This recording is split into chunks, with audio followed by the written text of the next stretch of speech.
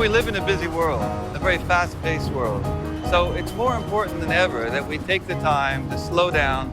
And in the world of communication, it means take the time to slow down to focus on our core message so that we can identify what's important and what's not.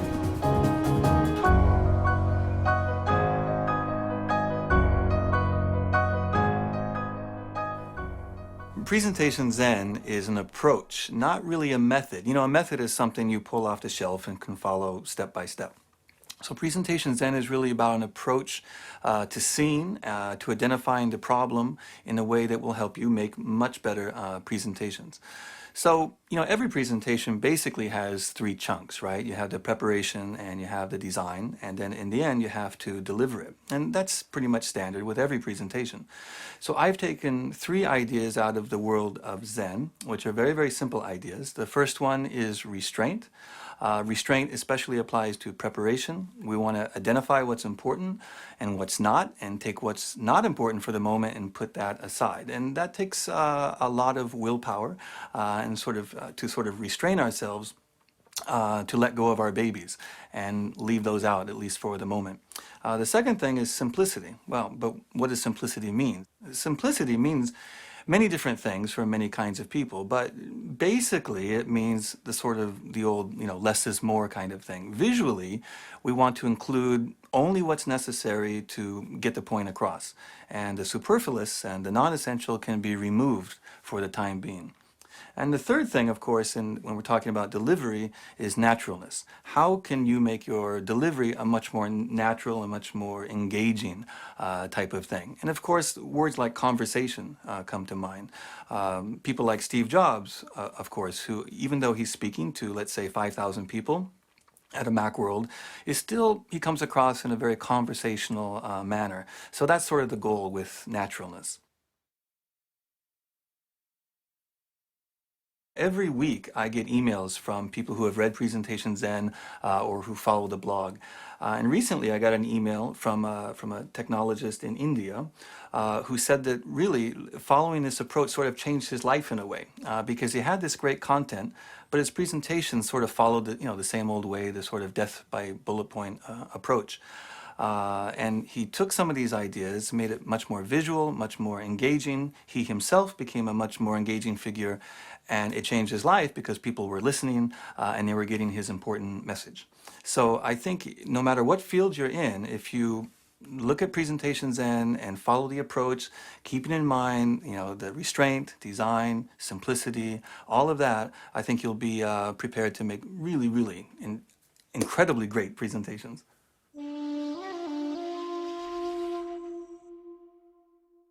Now, what is a slidegement? Well, that's a slide and document. You put it together and you get a slidegement. And this happens when people try to kill two birds with one stone. The only problem is no birds are killed, which is great if, you know, you're a bird, but for everyone else, we get a document that sort of looks like this, where there's not enough information to be a useful document, and there's too much information, certainly too much text, to be a visual.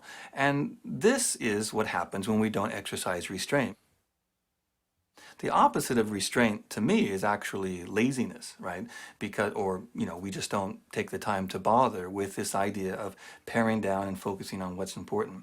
So one piece of advice then is to remember in the preparation stage that you can have a proper handout and that you should make a proper handout. And if you do that, in the handout, that's where more of the details can go. And it can be spelled out, it can be written out in a very logical fashion. And if you do that up front, then you won't feel compelled to cram your slides with lots of information that you don't actually need, but you sometimes put it in there, well, just in case, right? Someone says, well, what about this piece of data? Well, if it's in the handout, then you won't feel compelled to do that.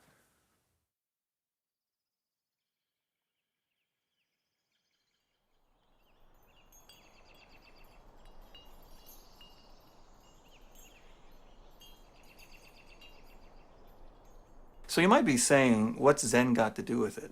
And you know, I actually have lived in Japan for almost 20 years, except for times when I was in graduate school or when I worked for Apple. I've been living in around Tokyo or Osaka or even in the Japanese countryside.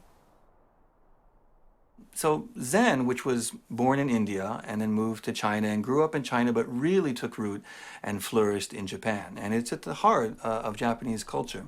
And we don't verbalize Zen, of course, on the streets of Japan, but it is there. And for me, it's been a very sort of profound experience studying the Zen arts. And I've seen that you can apply the principles and the principles of Zen and Zen practice to many aspects of life, including work and including presentations.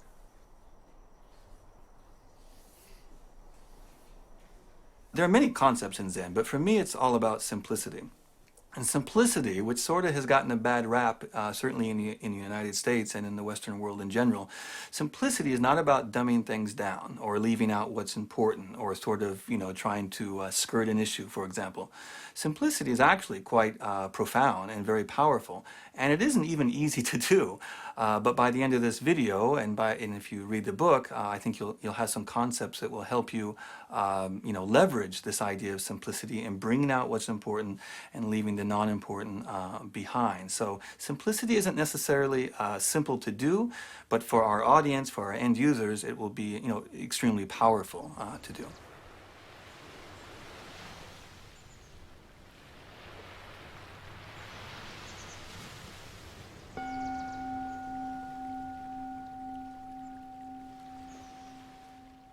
The first step in the preparation process is to identify the core, to identify, the real essential thrust of the presentation. And one way to do that, really the first thing, is to first clear your mind so that you can identify what's important. And this brings up something that I learned from the world of Zen, which is called the beginner's mind, or sometimes it's called the child's mind. And what that means is, we are all experts, of course, in our fields, but if you adopt the beginner's mind or the child's mind, there are many possibilities to a problem. As experts, we kind of get locked into the traditional way of thinking about things, and we know of myriad of ways, of many possibilities of why this can't be done or why that hasn't been done. So in the beginner's mind, they say, there are many possibilities. But in the expert's mind, there are few. So although we are experts to some degree or another, if we just sort of put that aside for a while and just look at the problem in a new way, we can often sort of see things that we didn't know were actually there. And that's very important when we're trying to identify the core.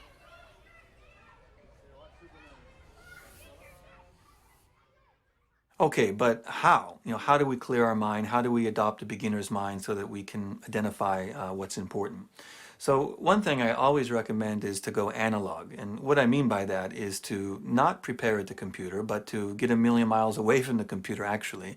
So if you can't do that physically, then just turn off the computer so that you won't be distracted. And in fact, when we're on the computer, we're always online, aren't we? And it is said that the always online person is sort of the always distracted person. So if you get off the grid, that is, get offline, get away from the computer, you sort of have the freedom now to just focus on what's important.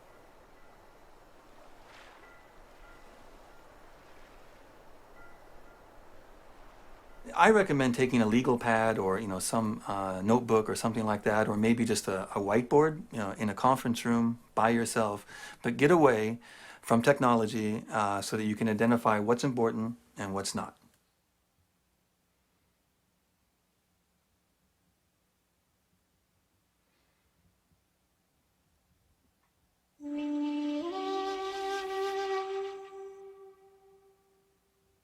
So while we're off the grid and we're thinking about our presentation, this reminds me of a phrase that we often say, that I often say in Japanese, which is dakara nani, which just means so what, right? But this is a question we don't often ask ourselves, and we need to ask ourselves in the preparation stage. Long before we even begin to design the presentation, we have to identify what our point is and also why it matters.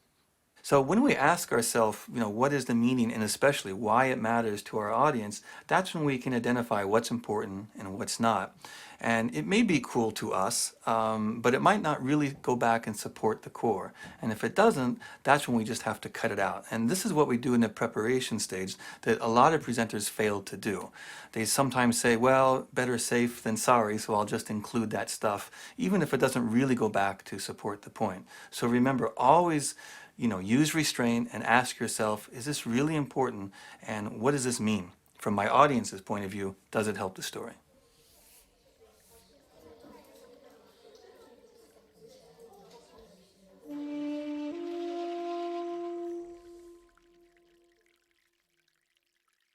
You know, we're hardwired to tell stories and to understand stories. And in fact, you know, before we could write, we were telling stories. I mean, even kids, before they enter school and can read and write, they're telling stories. I mean, it's just sort of how we convey information. And the thing about story is that story has a natural structure to it. You know, it has a beginning, a middle, and an end. This happened, and then this happened, and then this goes back to the core message for, you know, more meaning. We can zoom into the particular, but pull out to the general. But it, again, it all goes back step by step, goes back to the core message. And actually, there's a great book that I read last year called Made to Stick by the Heath brothers. And they talk about stickiness and how great messages have this element of stickiness. And I think this really applies to this idea of story and storytelling. So let's take a look at the 6 key messages in the Heath Brothers book. Simplicity, unexpectedness, concreteness, credibility, and emotion and story. All sticky messages, and this applies to presentations as well, have this element of story. Again, this happened, and then this happened, and then this followed, which goes back to the core message. Here's an example. You know, you've heard a lot about climate change recently, and there's been a few people that have become quite well known for their presentations about climate change. And you know, this nothing really new. I mean, at least 20 years or so, people have been talking about this. But there have been a few people who have, you know, learned to present better. They've put together some good visuals, and they've gone out there and sort of been able to connect with people by using some of these elements of stickiness, right? I mean, of keeping the story simple, but not dumbing it down, keeping it very visual. Of course, the sources are credible, so they're believable. They don't fall into the trap of being too abstract, but keeping it real, you know, using data, but also wrapping it in the form of a story. So when it comes to the issue of climate change or global warming, we've really seen a sea change in attitude across the globe. And part of the reason for that is that there have been some credible presenters who have used many of the ideas that we talk about in Presentation Zen to craft stories and deliver those stories in a way that's very memorable.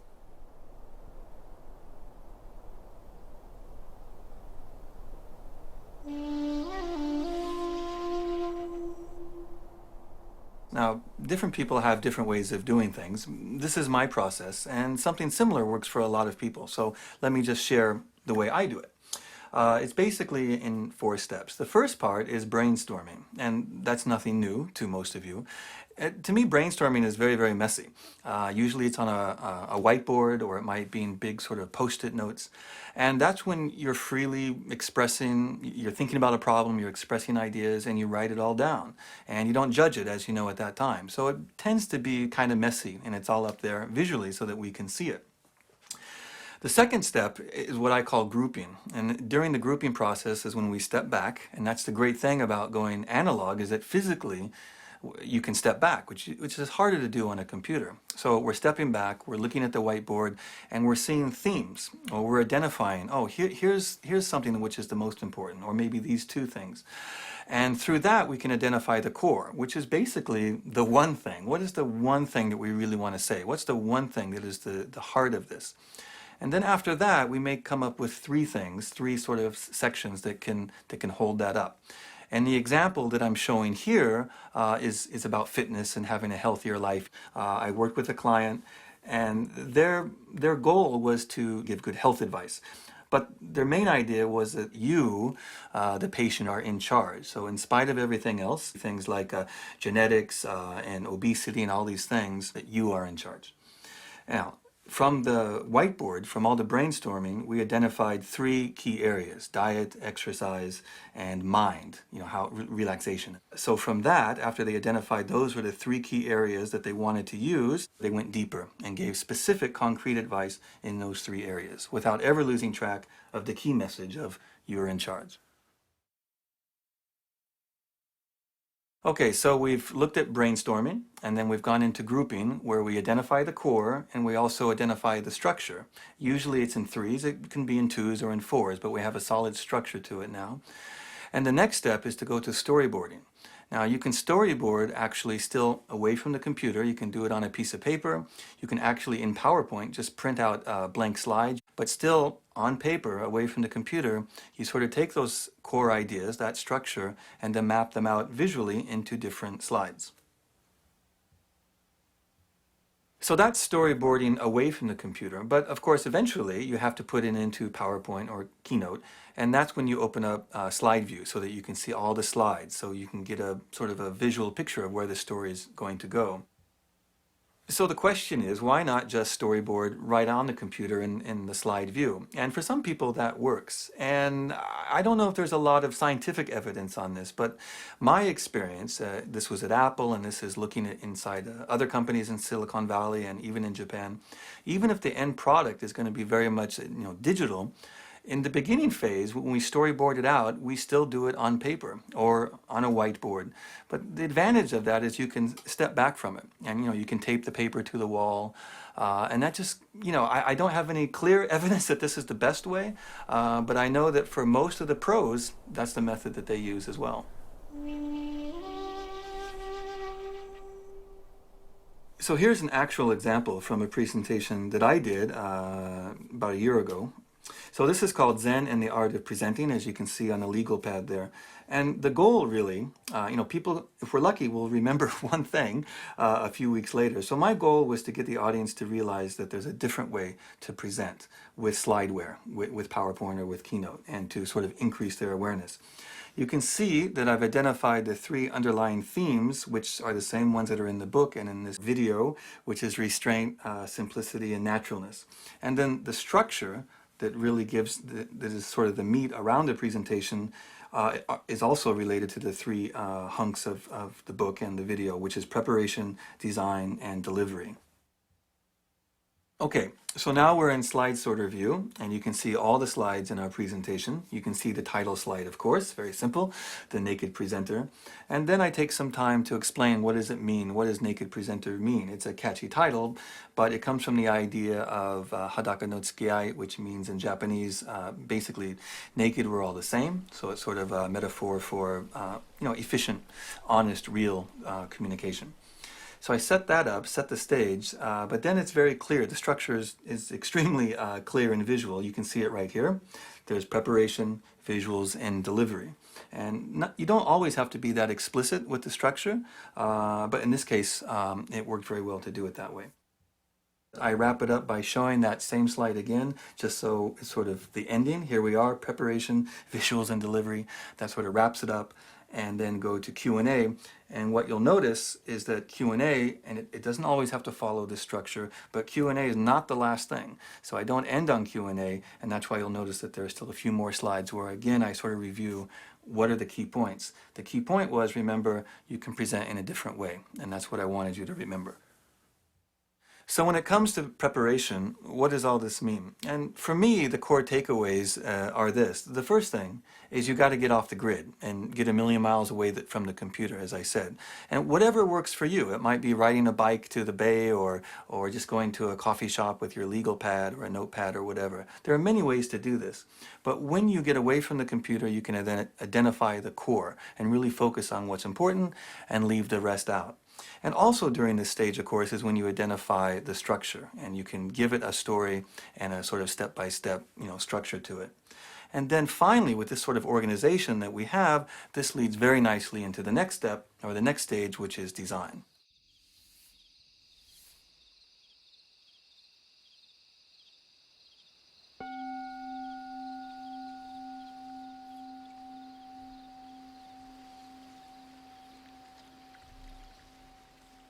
And now I'd like to move on to the design stage. And in the design stage, the underlying theme is simplicity. Now, simplicity is important, of course, through all stages, but especially when we're talking about design and talking about visuals. And there are many concepts that you can keep in mind when we're talking about visuals and designing our visuals. I will talk specifically about 7 very useful principles. But before that, I thought it would be interesting to do something a little bit different and talk to you about 3 principles that I got from the world of Zen and the Zen arts that is a little bit different, but you actually can apply these to the world of presentation design as well.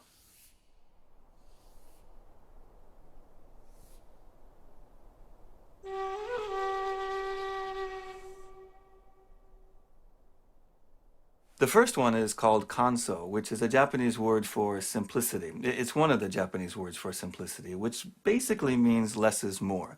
So think subtraction, not just addition, or look at a design and ask yourself, what could I eliminate here rather than add to it to make it more powerful? The next one is shizen, which basically just means naturalness. And as it applies to visual design, it really is the opposite of slick. We don't want an overly designed or sort of overly slick or artificial.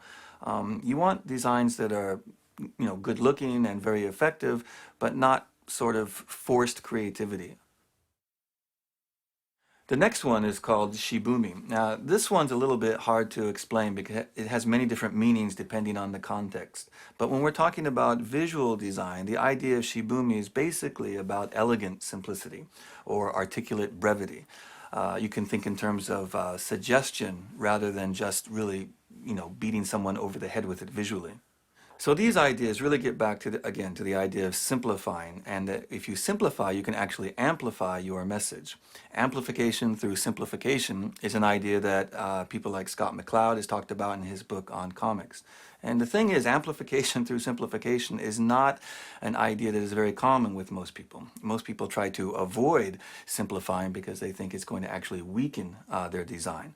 But the thing is, if you keep this in mind, amplification through simplification will actually make your designs much more powerful. So now let's look at 7 design concepts from the world of graphic design that have real applications to our world of slide design. So the first concept is called signal-to-noise ratio, and this is actually borrowed from the more technical fields such as radio communications. So you can think of signal as the message, and the noise, of course, is the clutter, the part that just interferes with that message. On your radio, of course, if you have a low signal-to-noise ratio, the noise, of course, is the static, and that's what gets in the way of the message. In our world, then, the signal are the visual elements that contribute to our message, and the noise is anything that detracts from our message. So noise can include things like, footers and logos and decorative elements that really don't add anything, and they act then as noise, even though we're not conscious of it sometimes. It really gets in the way of our message. So when you look at this slide, what's the first thing that comes to mind? When I look at this, I see lots of noisy elements that just aren't necessary. For example, at the bottom, you see a footer. All these things, the date, the title, these really aren't necessary. The logo, not necessary. You can remove that. When you look at boxes, now a lot of default settings sometimes in slideware has boxes around text or around other elements. We don't need these lines around the text or even around the graph itself. When you look at the chart, the axis lines on the chart, vertical and horizontal, you really don't need those. You can either make them very, very thin or remove them altogether, because the bars actually will suggest lines anyway. And speaking of the bars are in 3D also with thick lines, and 3D is not necessary, especially when we're talking about 2D data, right? When you look at the bars, you'll notice that they're in many different colors, right? 6 different colors, 6 different bars. Why is that? There's no reason for that, right? That's just somehow decorative. I would suggest that you make them all one color, except if you wanted to have people look at a particular year. Let's say, for example, 2005 was the year that you wanted to point out. You could make that bar a different color. Now, what about the picture? Now, pictures, I'm actually a big fan of high quality photography in slides, but it's not always necessary. In this case, I think the photo actually detracts. It's just a sort of noise that detracts from this idea of just looking at the data. Data itself is visual. The data itself is graphical. So in this case, I don't think it really adds anything. And speaking of noise, what's the deal with bullet points? Whoever said that you should fill a slide with bullets and that this was an effective visual? Well, the thing is, actually, if most presentation books that you buy will suggest something like the 177 rule or a variation of that. Well, what is the 177 rule? The 177 rule says basically that you should have only one main idea per slide. Well, that's a good idea. I agree with that. Insert only 7 lines of text maximum. Use only 7 words per line maximum. The question is, though, does this work? Is this method really good advice? Is this really an appropriate, effective visual? This slide has just 7 bullet points. Now, This slide is actually an example of a slide that would follow conventional wisdom about what is a good, simple slide.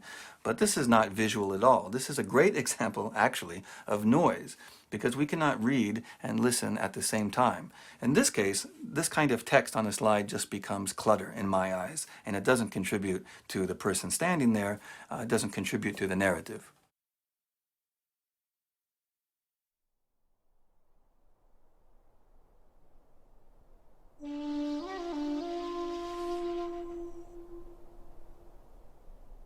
So the picture superiority effect is quite simple. It simply says that we remember pictures and photographs, for example, better than other forms such as words. And we all know this to be true. In fact, our most dominant sense is actually visual.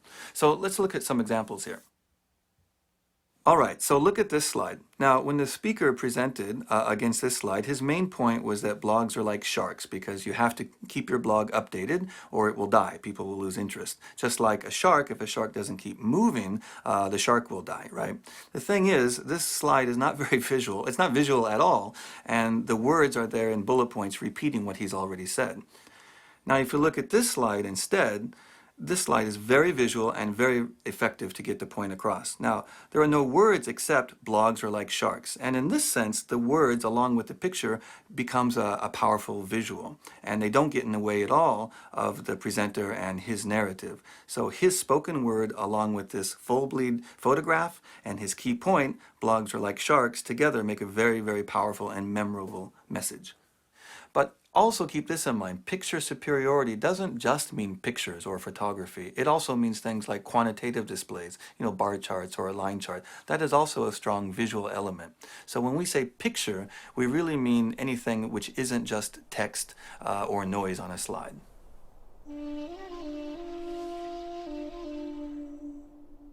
So the next concept is called empty space, sometimes called negative space, but I love the term empty space. You can see empty space used in graphic design, in layout design, web design, and of course in our world of slide design. The thing is, most people see empty space and want to fill it. And that includes not only in design, but even in their own homes, right? Oh, I have space over here. Let me fill it with more junk. So the thing about empty space is that empty space is not nothing. It's actually a powerful something.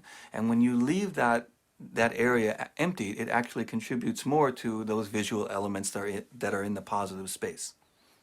Now, if you look at a lot of the Zen arts, you'll notice that there is balance, but it's not a symmetrical balance usually, it's more asymmetrical. And some people actually say that that's the opposite of balance, but you can also think of it in terms of balance, but asymmetrical balance.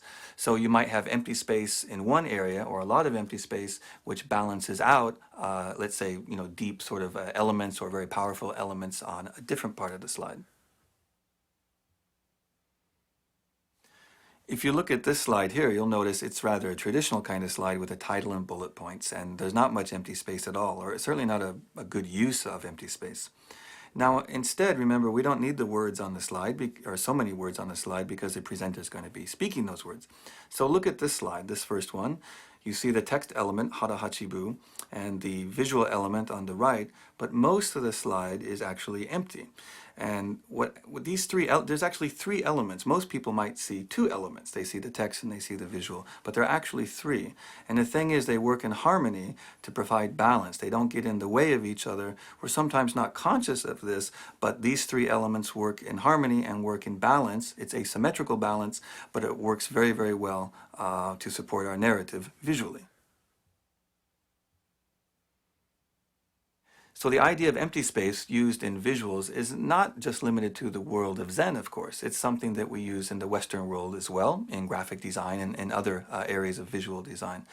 Now, one thing that I think is really effective is this idea of rule of thirds, which originally sort of came from the golden mean. But the rule of thirds is used by many designers, especially photographers, when they're trying to compose an image. So let's look at some examples here in our world of slide design. So when you look at this slide, you'll notice that I actually put down a grid following the rule of thirds, so it's broken up into thirds. You'll notice that a strong visual element, the person running there, takes up the right third, and even the ground and the mountains take up the bottom third, and then the text element is over there on the upper left third. So it's not by accident, and there's large empty space there that is a really sort of natural space for the text, and it also naturally leads the eye from the right to the left. Here are some more examples of slides that use the rule of thirds to utilize effectively empty space.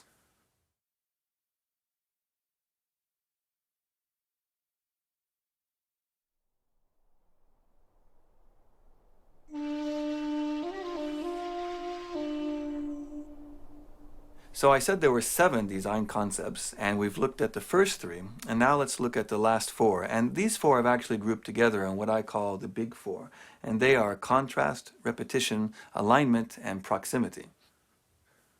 Okay, let's begin with contrast.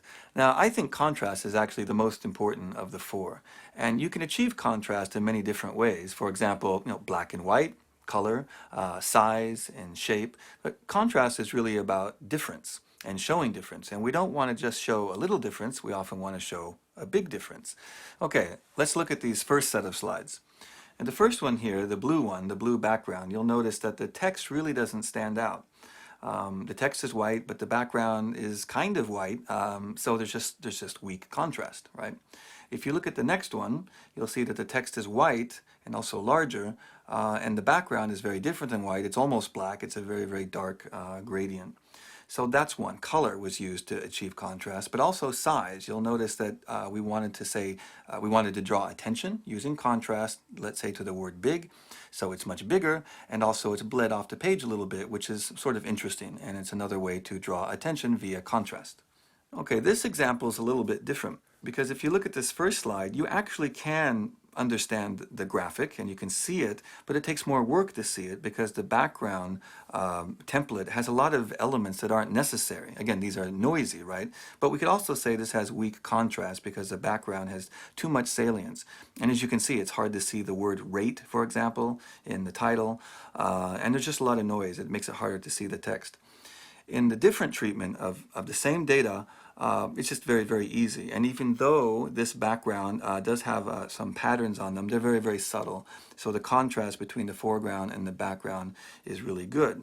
And of course, the text is white, the background is almost black, and it's very, very easy to see. Also, we've used color as a contrast technique because we want people to notice South Korea. That's where we want you to look, and that's where your eye is going to go because it's red and the other bars are gray. So the whole idea behind contrast is that it's a great concept and a great technique that you can use to achieve very powerful and very clear images. It doesn't matter how many you use. You don't have to use many different techniques like big and small, different shapes and so on. But if you use 1 or 2, it can be very powerful and effective.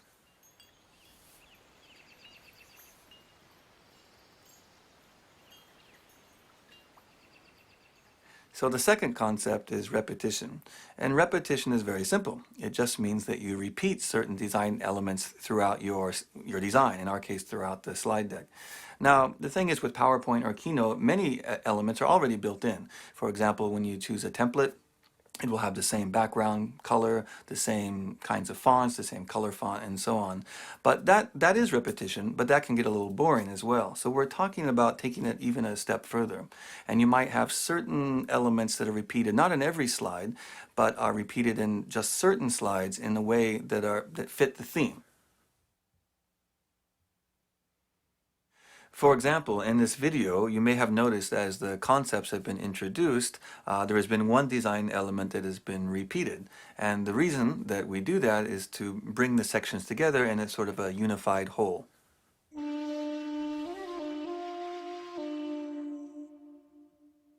The next design principle is alignment, and the whole idea behind alignment is that nothing should seem accidental or random on your slide.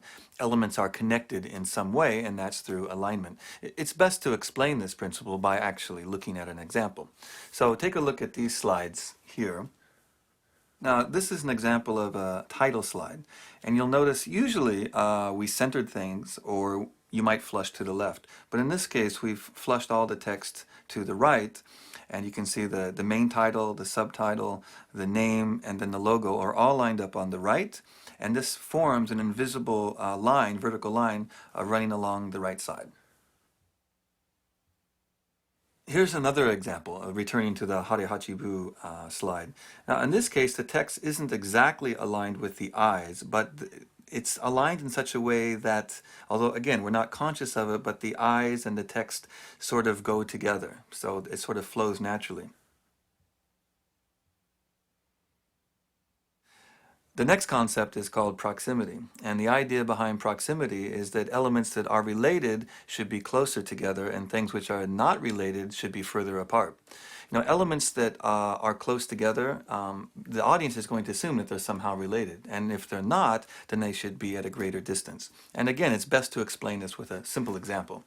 So look at this title slide here. You can see 4 text elements plus a logo.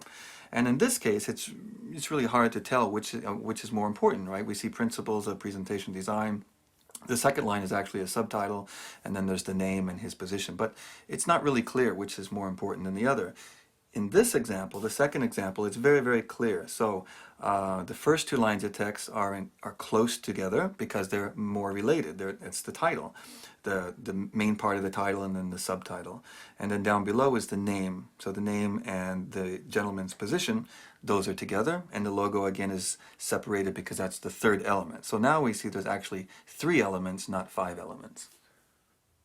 So when I look at this slide, the main problem is I just can't read the text. So how could we improve this? And in this slide, this is the title slide, and here there were 2 things. The first thing is proximity. Before the text was far apart. In this case, it's really come together as 2 text elements. It's the title with the subtitle in close proximity, and then the name, which is very separate, so it's further away. And then the idea of contrast. So now the background behind the text is almost black, which contrasts very well with the white, and then the photograph below eases in, and it's another element which draws us in. So remember, these design concepts are not hard and fast rules. They're simply guides, and not every concept will apply to every slide or every visual. If you want more examples, you can look at my book where I do highlight all of the concepts and others as well. But you know, you can find these examples of these concepts used in graphic design in the world around you. In fact, that's where I get a lot of my inspiration, and where I've learned a lot over the years how to apply the concepts is, for example, driving down the road and looking at billboards, or on the train when I'm on the subway. Every morning I'm looking at graphic design and advertisements, and you really can learn a lot, and you can see how professional designers actually do use many of these concepts in all of their designs as well.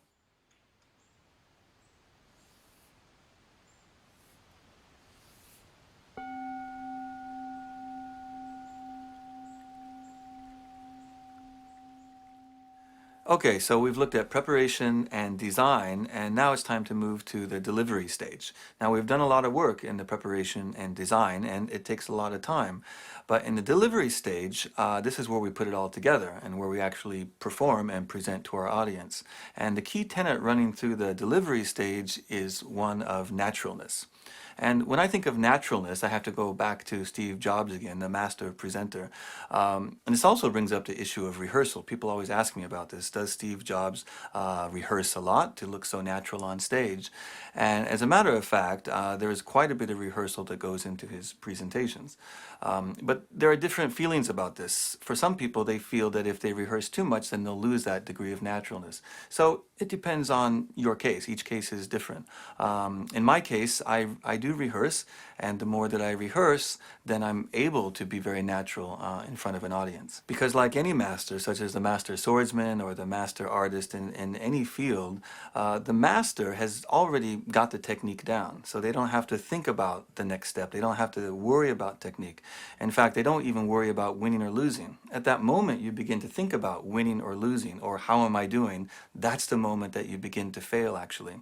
So presentation is an art form in a sense, and it's the art of telling a story. And if you're going to tell a story, you have to make a connection. And if you're worried about technique, you can't make a connection. You have to be right here, right now, in this moment, and that's something the master presenter does really well.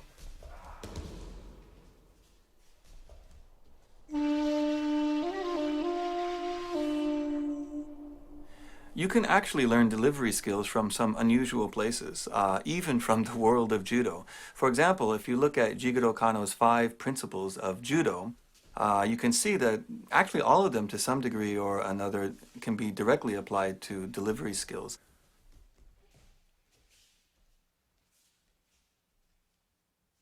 So all five of these can apply to our world of delivering a presentation, but it's two of them in particular that I think have direct relevance. The first one, which is carefully observe yourself and your situation. And although we say it's important to be in the moment, remember the art of presenting or the art of telling a story is also connecting with the audience. And you can't do that if you're not aware of your audience and aware of your surroundings. And of course, the fourth one, which is know when to stop. And this one is almost funny because this is a real problem with most presentations, is that the presenter goes over time or doesn't know when to stop. So given 20 minutes, they take 30, given 40 minutes, they take an hour, and so on. So this is really key. Always know when to stop your presentation.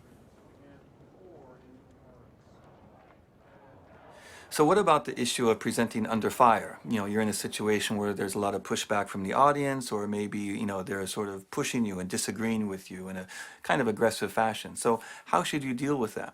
Well, once again, we can sort of take something from the world of judo. Jigoro Kano had this to say about dealing with an opponent. Victory, he says, over the opponent is achieved by giving way to the strength of the opponent, adapting to it, and taking advantage of it, turning it in the end to your own advantage. Well, you might be saying, what does this have to do with actual presentations, though, when I'm dealing with, you know, presenting under fire or dealing with someone who's quite aggressive? And for me, what this means is that we should always keep to the high ground and never ourselves become emotional, and remain always gracious and courteous and polite, and simply deal with the question at hand. And when we do that, when we keep to the higher ground, we're able to simply deal with the situation and then move on to the next question.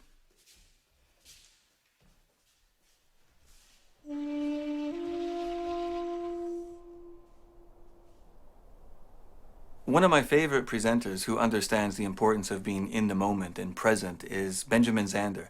Benjamin Zander is actually the conductor of the Boston Philharmonic Orchestra, but he's also an amazing presenter. And the main takeaway I've gotten from Benjamin Zander is this idea of contribution. You know, a lot of presenters sort of doubt themselves when they're presenting, and they worry, how am I doing? Is the audience liking me? Am I doing a good enough job?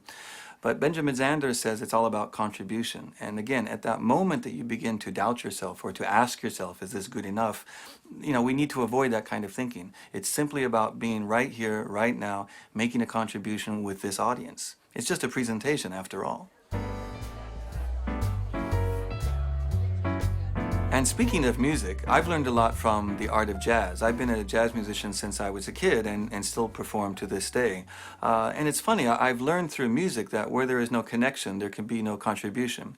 And in the world of jazz, of course the audience is important, but what I'm really talking about is me as a musician working with other jazz musicians on stage. And we have to listen. So I'm aware of myself and I'm aware of what I'm doing, but I'm also at the same time aware and listening to and connecting with the other musicians. Now this translates to the world of presenting. When you're presenting alone on stage, the audiences, in a sense, they're like the other musicians. So you're presenting, you're telling your story, but you're asking questions. They might just be rhetorical questions for a very large presentation, but they are all part of it. Your audience is not removed, they're not something out there, they're actually a part of you, they're a part of your presentation, and that really is at the heart of connection. The other thing I learned from being a musician for all these years is this idea of leaving your audience hungry for more. I mean, you never want to play past the time where they said, okay, you know, that's enough. But think about this if you apply the idea to meetings and presentations. So if someone gives you 20 minutes to make a presentation, take 18 minutes or 19 minutes, but never go over. Or if you have an hour, take 55 minutes. In the history of presentations or meetings, I don't think anyone's ever complained if the meeting was a little bit short.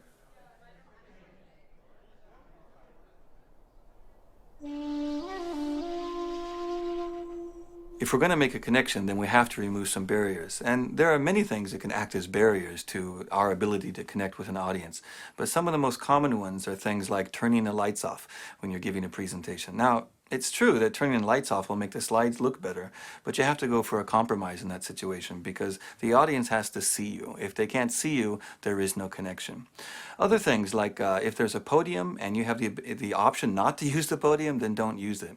I say get away from the podium or the lectern so that you can make a connection and get out closer to your audience. Along those lines, are things like using a clip-on mic or a lavalier microphone, a little clip-on. And again, that way it allows you to move around, to get far away from the lectern and the podium and make a connection with the audience. The other thing is to use a small remote control, not a large remote control, but use a small one. And the remote control allows you to, again, walk around, be closer to the audience, and basically go wherever you want to go. And that's very important when we're talking about making a connection. With delivery, remember that the key tenet running throughout is naturalness, right? Naturalness is the goal. And we do that by being in the moment. And if we're in the moment, then we're better able to make a connection and engage our audience. And remember, without connection, there can be no contribution, and no one is going to get our story.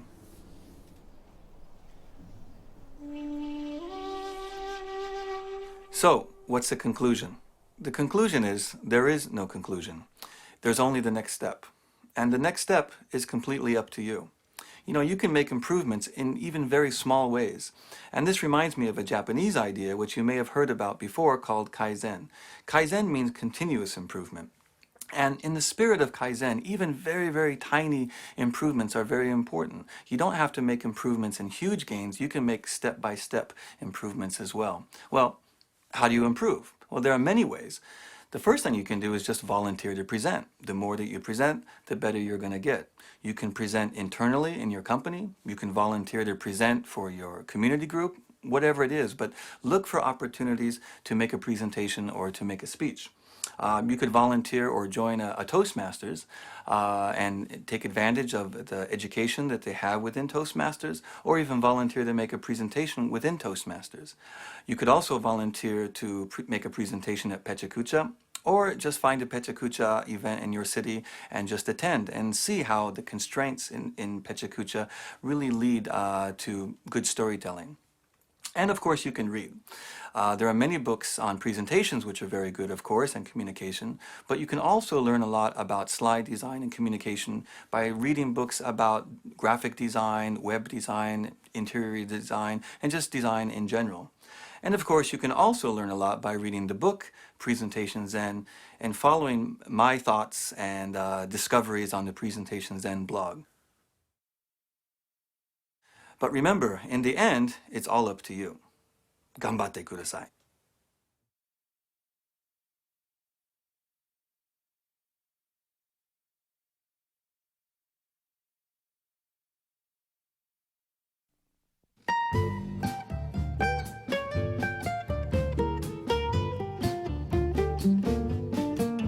All over. There are PHUC nights in city all, or the rather, more is. I can never get that, so I should just not say it. I'm just going to say it as if this was the last take ever. Do it one more time. So again, when you're away from the computer, you ask yourself these two important questions. Sorry, that was a long way to say it. It's all right? All right? All right. It's all right. All right. And action. So that's a little bit about how I do it. Now you're gonna think, you know, story. Without connection. Very true, those words. Only the next step. Okay. And we can get a connection with our audience if we remember to be in the moment. And I am really hot under these lights. No, it's only hot here. Yeah. And this is where my brain is. Okay. One more time. Or yet. So. Okay, ready? So, Smithers. Excellent. Okay. Release the house. Some stooge in Sector Z. Okay. Do you feel fabulous? No, don't get me laughing now. Is it? Flower. Listen. Where is that? So you. What's that got to do with it? Very good it is. As you can see. All in here. Ne. Hi. Don't include that.